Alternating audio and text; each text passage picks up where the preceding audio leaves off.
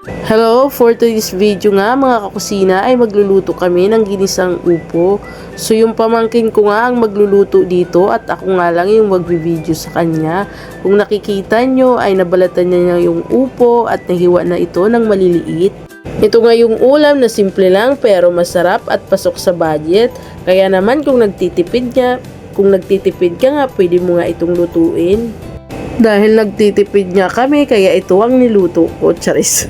Pero sa totoo lang, sa mahal ng bilihin ngayon, kailangan talaga nating magtipid at kailangan higpitan ang gastos dahil naman sa mahal ng mga bilihin. Naigisa na nga dyan yung sibuyas at bawang, ganun din ang kamatis. Umiilag-ilag pa nga siya dyan dahil natatalsikan nga siya ng mantika. Sinabi ko nga sa kanya, dyan nako, hindi ka pwedeng maging tagaluto at ilag ka ng ilag, charis. Nung nadurog niya na nga yung kamatis, inalagay niya nga na din yung sardinas. Isinunod niya na nga ilagay yung upo na gulay. Sa mga hindi nga nakakaalam, ang upo na gulay ay matubig nga ito.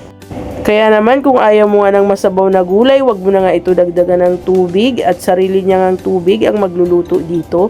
Pero ako dahil gusto ko nga yung masabaw na gulay, ay sinabi ko nga sa pamangking ko, dagdagan niya na nga ito ng tubig.